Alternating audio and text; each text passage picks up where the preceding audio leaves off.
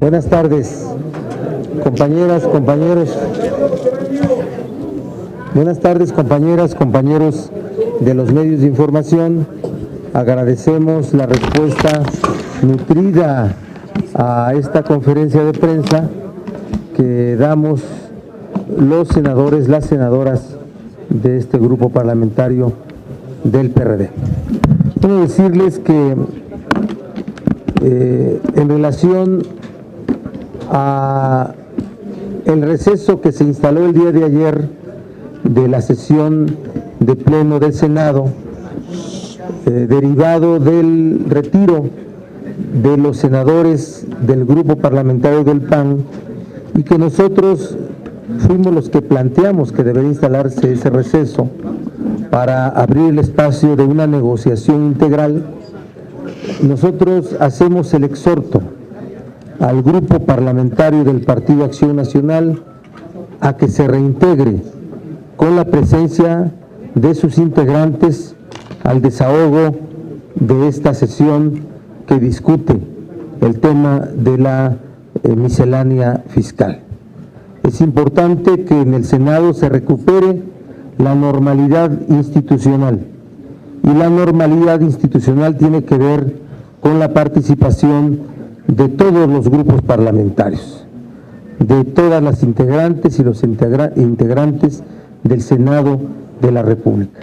Por eso el exhorto al grupo parlamentario del PAN acá en el Senado de la República.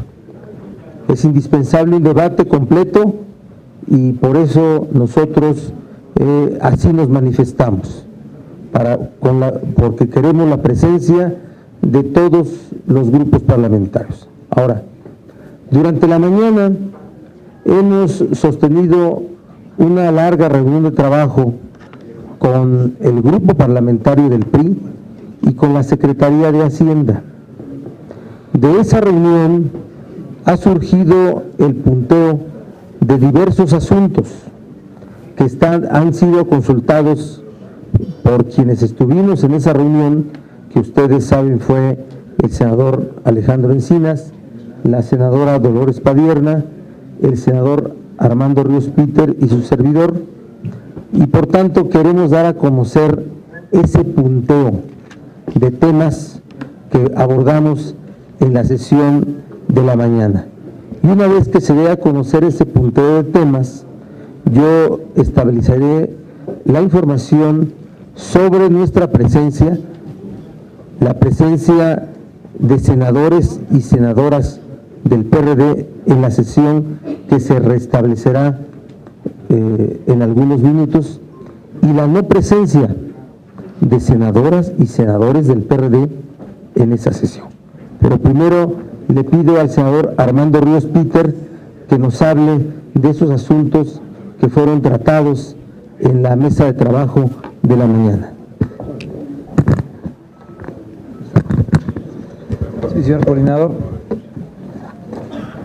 Los temas que se revisaron y que fueron acordados es en cuanto al seguro de desempleo, en el cual hemos venido sosteniendo una crítica frente al planteamiento del gobierno federal, en el cual originalmente ellos proponían que fuera a través de la subcuenta de vivienda como se lograra conformar un fondo solidario para efectos de garantizar el fondeo del seguro de desempleo. A nosotros no nos parece que ese deba de ser el mecanismo para garantizar que se fondee el seguro de desempleo, y el acuerdo puntual es que todo el fondo sea financiado con dinero del presupuesto federal, salvaguardando con ello las prestaciones de los trabajadores. Un segundo punto, digamos la subcuenta de los trabajadores en el caso de vivienda.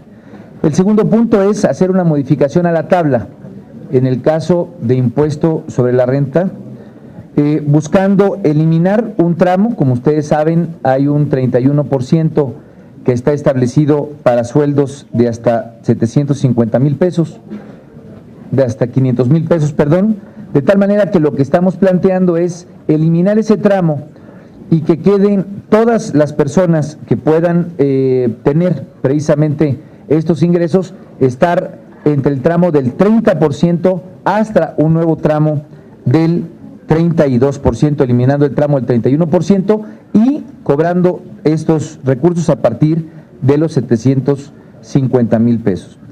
Un tercer planteamiento, esto obviamente es importante subrayarlo, hemos tenido durante todo este proceso encuentros con grupos de distintos actores, especialmente profesionistas, maestros de las universidades, que son, digamos, perfiles que se encuentran en este tramo de ingresos y que nos parece que deben de tener un beneficio, no un costo más en cuanto al pago del impuesto sobre la renta. En la parte del régimen de pequeños contribuyentes, los llamados repecos, se ha planteado establecer no que este gravamen se dé hasta los 6 años, como está establecido por parte del gobierno. Esta es una preocupación muy puntual. Hemos recibido a muchos grupos de los repecos que ven con preocupación que la carga fiscal se extienda a los 6 años. Se plantea que esto llegue hasta un tramo de 10 años, de tal manera que no habría cambio en términos de la tasa que están pagando. Y también se ha planteado y convenido con la Secretaría de Hacienda y con el grupo parlamentario del PRI tener la visión de un mecanismo de fondeo para toda la parte de transición tecnológica. Esto es importante porque entre las principales dudas, preocupaciones que tienen los repecos es que como el nuevo instrumento para garantizar el pago de impuestos tiene que ser por la vía electrónica, esto puede significar erogaciones por parte de los mercados, por parte de la gente que se encuentra en este sector, y lo que estamos garantizando es un fondo que permita el financiamiento de esta transición tecnológica para garantizar los instrumentos que faciliten el uso de esta nueva tecnología.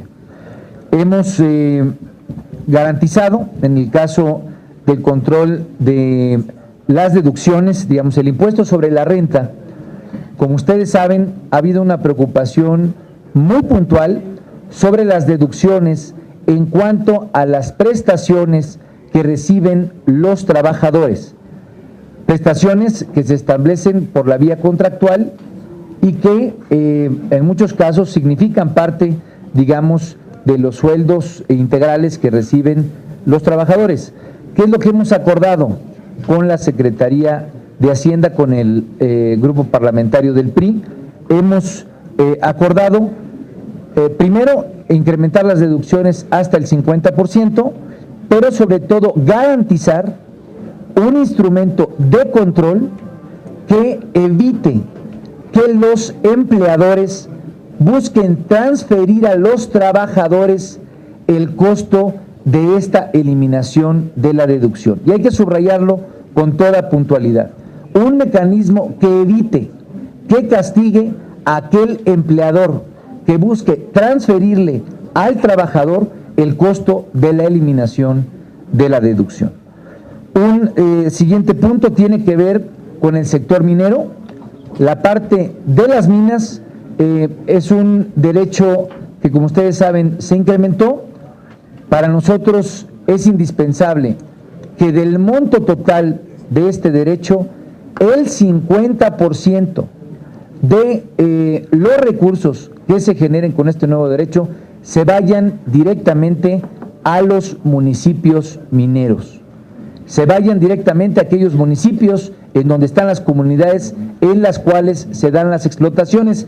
Esto es indispensable subrayarlo porque, como ustedes saben, el aprovechamiento total de este derecho al momento, que ha sido mínimo, solamente se lo queda la Secretaría de Hacienda, solamente se lo queda el gobierno federal, el 30% será para los estados y solamente el 20% para la Secretaría de Hacienda. Una preocupación muy puntual que hemos tenido y que tiene que ver con el cobro del derecho sobre la banda 700, sobre la banda 2.5, lo que tiene que ver con el espectro radioeléctrico, es garantizar un transitorio que de manera muy puntual establezca a la ley de derechos que una vez que se establezcan las condiciones en las cuales habrá de funcionar el modelo de operación de estas bandas, la 700 y la 2.5, de manera inmediata, en un plazo no mayor de 60 días, el Congreso de la Unión establezca los montos de dichos derechos para garantizar que ese modelo tenga los pagos puntualmente definidos por parte de estos cuerpos colegiados. Se reducirá el techo del gasto y por lo tanto de los ingresos. ¿A qué nos referimos con esto? Las discusiones, las negociaciones que estamos poniendo de conocimiento de ustedes implicarán recortes en los ingresos. En lugar de encontrar la solución a este recorte en incrementar el precio del barril del petróleo, hacer cambios a lo que se le llama la carátula, la parte macroeconómica del paquete fiscal, será un recorte integral tanto en la parte de los ingresos como en la parte del gasto. Una negociación muy puntual que vale la pena rescatar y que tiene que ver por el simbolismo que significa. La única cooperativa mexicana será darle un tratamiento específico en el seguimiento de acciones a la cooperativa Pascual de manera puntual. Lo pongo solamente de conocimiento por la importancia y la relevancia que tiene el ser la única cooperativa que en este contexto del impuesto que se está poniendo a consideración en la parte de bebidas saborizadas, pues tiene un contexto integral que habremos de darle seguimiento como grupo parlamentario. Y bueno, algo de lo que ustedes han sabido, el 5% que se establece a comida chatarra en la minuta que nos fue enviada de parte de la Cámara de los Diputados, la vamos a subir a un 8% para garantizar que estos alimentos, por su alto contenido calórico y por el impacto que tienen en la obesidad y en el sobrepeso, paguen un mayor impuesto especial que subiría al 8%. ¿Es cuánto? Y por último, la posición del grupo en cuanto a asistir una vez que se levante el receso. Hay senadoras, senadores que han decidido no asistir para dejar perfectamente clara su posición de estar en contra de toda la propuesta de reforma hacendaria. Y hay otros senadores que vamos a asistir, que consideramos que esta propuesta tiene elementos, diversos elementos que han sido tradicionalmente propuestos por el PRD y que por esa razón y para que no exista una crisis institucional que impida que el Estado mexicano tenga los dos instrumentos de política económica más importantes, como es la ley de ingresos y el presupuesto de egresos, estarán presentes. Es perfectamente claro decirlo, no estamos divididos, tenemos una diferenciación y por eso estamos dando la conferencia todos. Así es que es una forma de transitar y es el valor de la cohesión de nuestro grupo parlamentario. Y se mantiene como una resolución estratégica del grupo en esta coyuntura. Si quieren alguna pregunta. Muy buenas tardes. ¿Cómo está? Senador,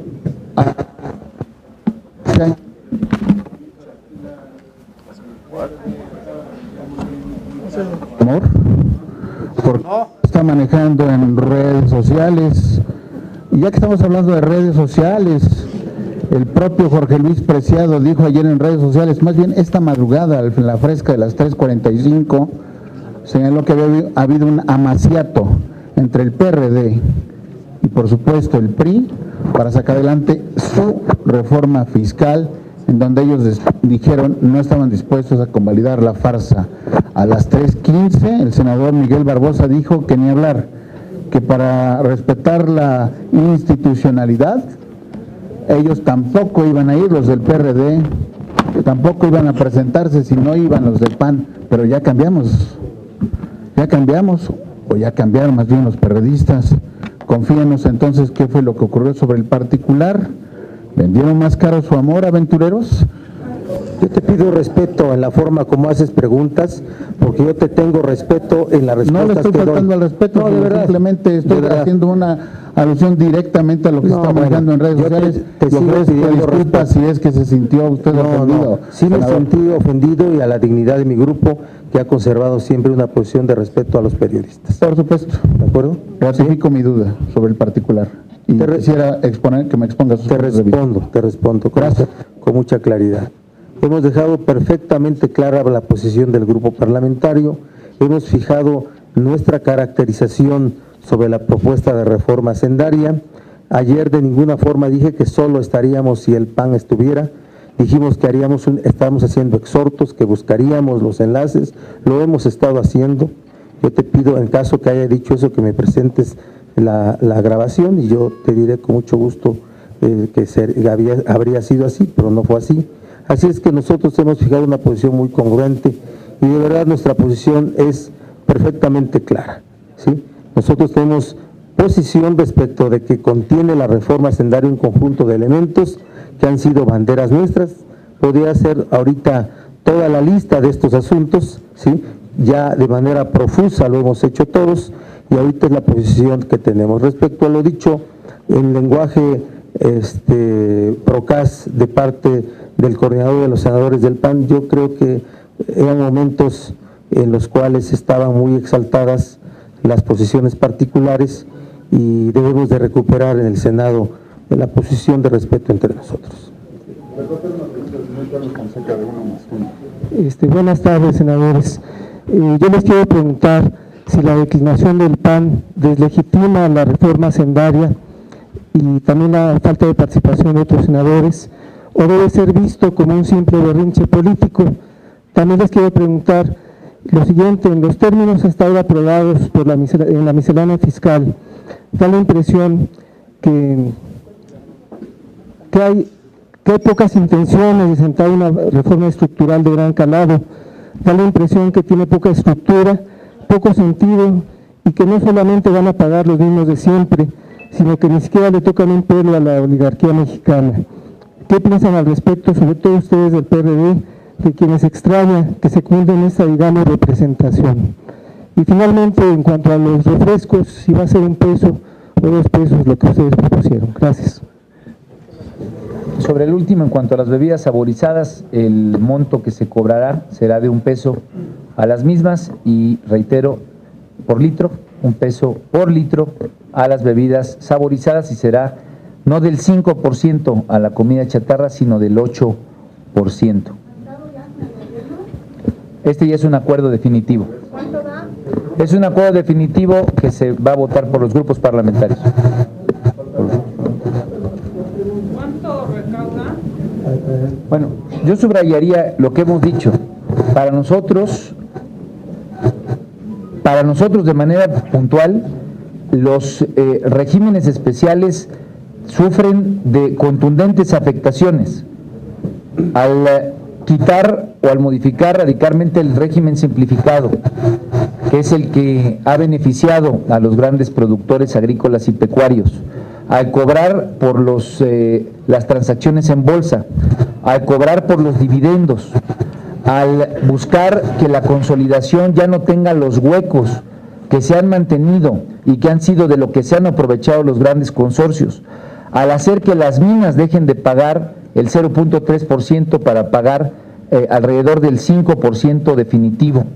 Todo esto nos deja claro y contundente que se eliminan muchos de los privilegios que han prevalecido en el régimen fiscal. Gracias.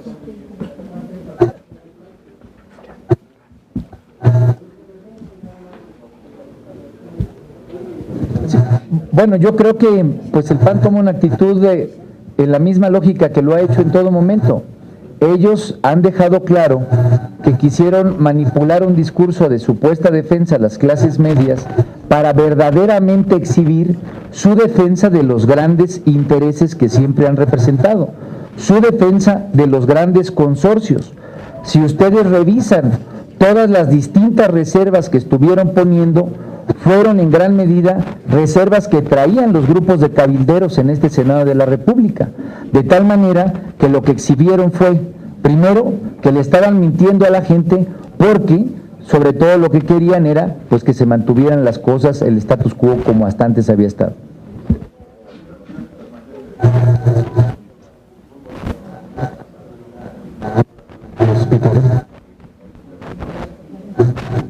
estos ajustes que va a sufrir la miscelánea fiscal, así como la ley de ingresos, ¿cuánto le redituarán al gobierno federal en recursos adicionales y en dónde habrá boquetes y cómo piensan subsanarlos?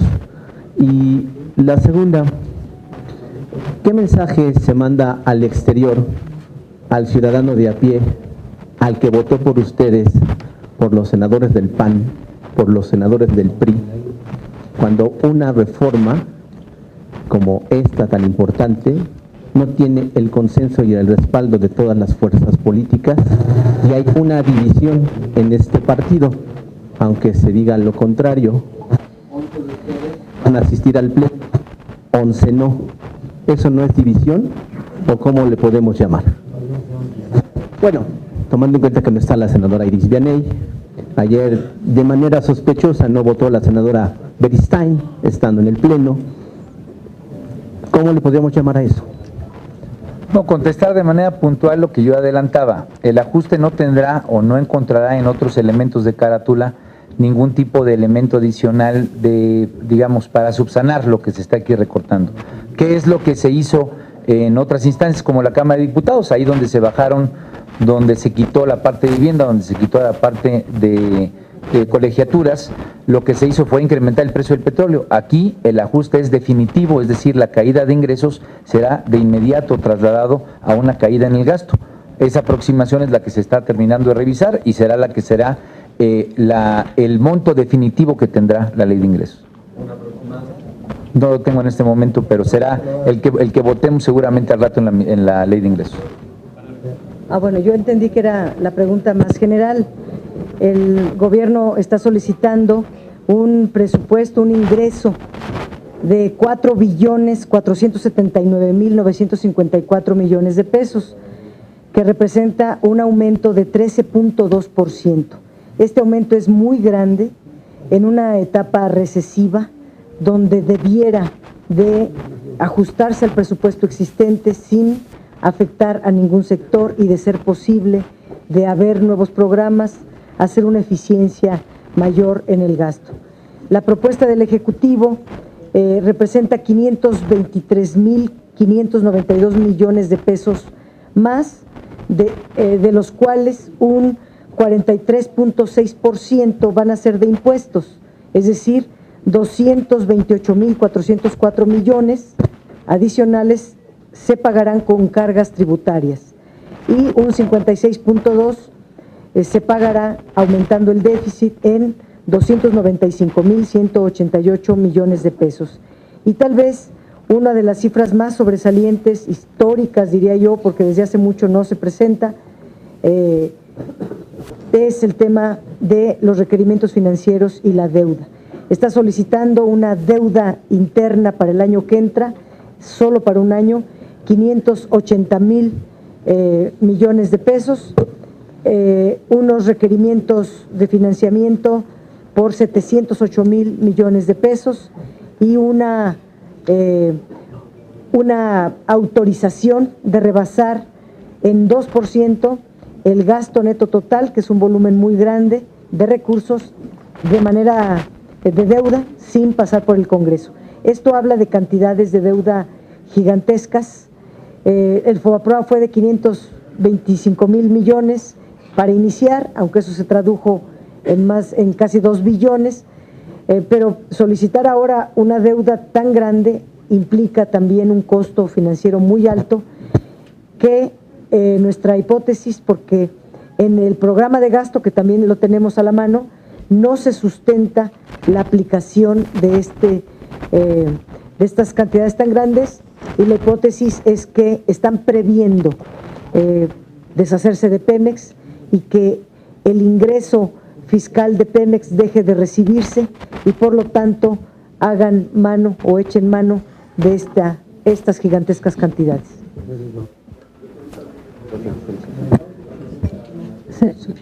Se la contestaría yo. Con toda puntualidad lo hemos dicho,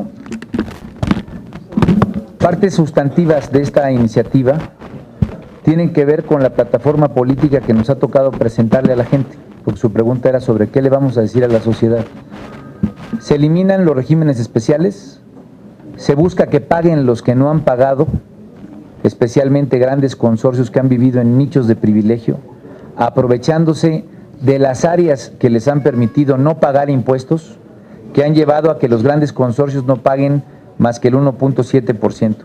Y se cuidan actores importantes y sensibles de la sociedad para nosotros. Se cuidan, con lo que le he comentado a usted, el régimen de pequeños contribuyentes, que implica casi 9 millones de actores económicos, que son el mercado, que son el del tianguis, que son el de la tiendita, que son el de la estética.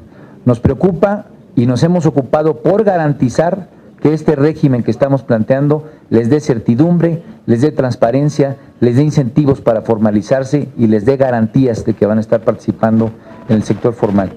En la parte del impuesto sobre la renta, reitero, garantizar, blindar, ponerle candados para que los trabajadores no tengan afectaciones, pero para que tampoco caigamos en el discurso falso del PAN, que tratando de vender la idea de defensa de los trabajadores, lo que implícitamente está buscando es seguirle dando a los empresarios la posibilidad de que no tomen ellos la responsabilidad que tienen de mejorar los salarios. Y eso es indispensable subrayarlo, porque el Partido Acción Nacional lo que trajo a la mesa fue la demanda de la Coparmex, integral, de las cúpulas de los empresarios. Y yo le diría algo que tiene que ver no solamente con que quitamos las colegiaturas que se estaban grabando, no solamente con que quitamos el tema de la vivienda, porque también ese lo traía el paquete fiscal que presentó el Ejecutivo. El principal éxito que hemos tenido como Partido de la Revolución Democrática, y creo que lo puedo decir por los 22 senadores y senadoras, es que no se presentó impuesto al valor agregado en alimentos y medicinas. Sí, buenas noches, senadores. Senador, nos está comentando que el seguro del desempleo ya no se va a fondear con el fondo de vivienda. ¿Me puede decir de dónde va a salir el dinero? O sea, nos ha dicho que es del presupuesto de egresos, pero ¿de dónde en particular? ¿De qué ramo? ¿De qué área? Al quitar el 31% de los que ganan hasta $500,000 al año en salarios y al aumentar de 5 a 8% el IEPS a la comida chatarra, digamos que pueden estar ahí compensados esto que están quitando con esto que están añadiendo. La tercera pregunta que le quiero hacer es sobre los repecos. Uno de los puntos que también ha sido muy polémico es justamente su desaparición como figura.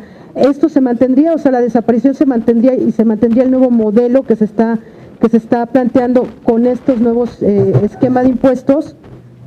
Y sí me gustaría, senador Barbosa, que nos dijera quiénes son los senadores que no van a ir a la sesión hoy y si la negociación que tuvieron esta mañana fue directamente con Videgaray o fue solamente con el subsecretario de Ingresos. Muchas gracias. Y después Dolores o Armando pueden contestar lo técnico. A ver, Leti, ¿ya te fuiste? No, pues entonces se difiere mi respuesta. A ver, empezamos con lo técnico. Bueno, pero para todos, la pregunta se hace y se responde para todos. Efectivamente, tuvimos una reunión entre grupos parlamentarios. El grupo parlamentario del PRI, representado por el senador Emilio Gamboa, y el presidente de la Comisión de Hacienda, el senador José Yunes. De parte del grupo parlamentario del PRD, el senador Encinas, la senadora Padierna, el senador Ruiz Peter y su servidor. Y de parte de la Secretaría estuvo el secretario y estuvo el subsecretario Meshmacher. ¿Sí, así se pronuncia, verdad? Sí. Entonces, así fue la reunión. Es una reunión de trabajo donde hicimos punteo de cosas, de asuntos que trajimos a los grupos parlamentarios, tanto el PRD como el PRI, para no establecer que la cancha esté en otro lado. No, la cancha está en el Congreso. Lo estamos asumiendo con esa independencia. Entonces, Dolores, por favor, repecos. Pero ya se fue la periodista, mejor cuando regrese. Adelante, Richard. Gracias, buenas noches. preguntarles, a excepción de la medida de la comida chatarra, donde sí habrá más dinero, las demás son, se apercibe que Hacienda dejará de recaudar. ¿A cuánto asciende este boquete en el sistema recaudatorio de Hacienda? ¿Cuánto dejarían de recaudar? Y yo sí quisiera que nos puntualizara, coordinador, ¿cuántos senadores exactamente tienen ese dato de que no van a acudir hoy? Y sus nombres, si es tan amable, gracias. El dato se está terminando de ajustar, coordinador, no lo tenemos en este momento, tan pronto se tenga se dará en público. Sin duda alguna es una caída en los ingresos que significará una caída en los egresos. El ajuste no se va a dar por ninguna otra vía más que por la vía de la caída de los ingresos. ¿Un estimado, senador? ¿Un estimado? Tan pronto lo tengamos, se los daremos. No lo tenemos en este momento.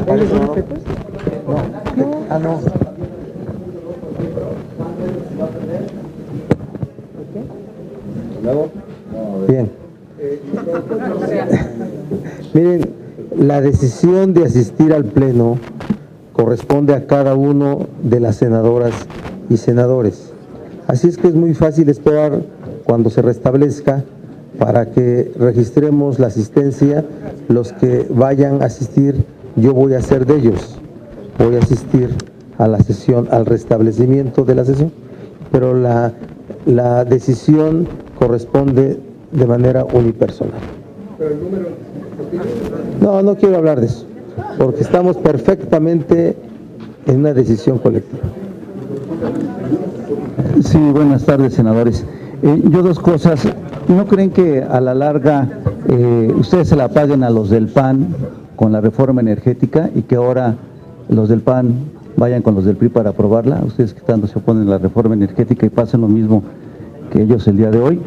Y la otra, ¿creen que ha llegado el fin del pacto? Porque según el PAN también ya parece ser que eso reventó.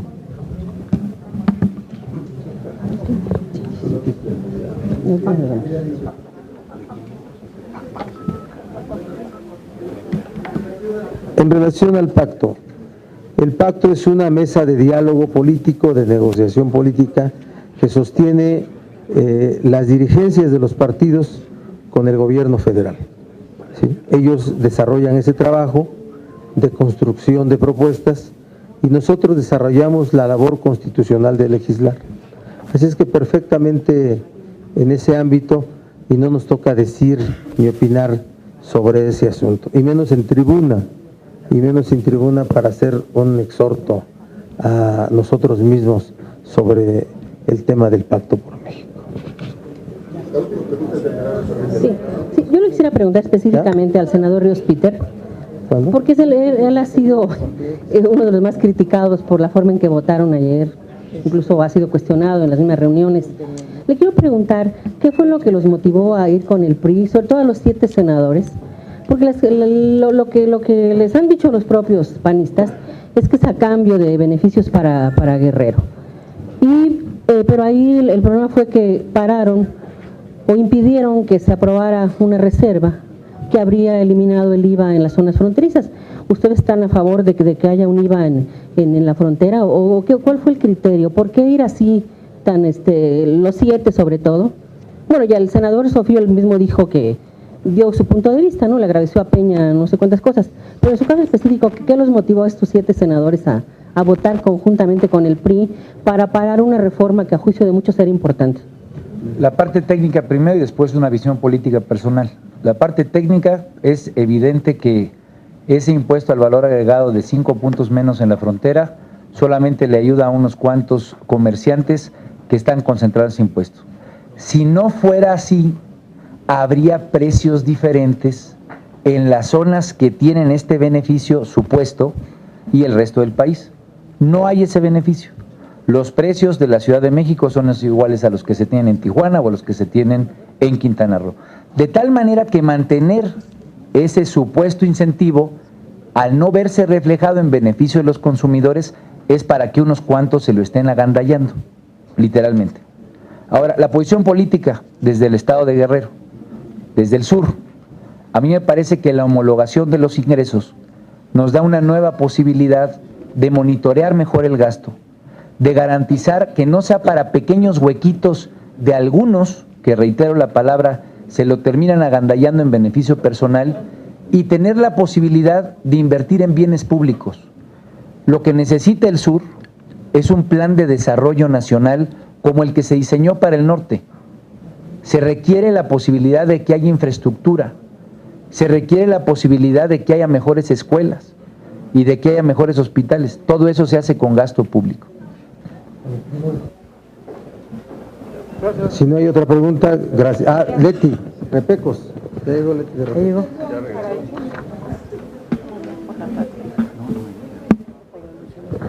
Está eliminado en la propuesta del gobierno.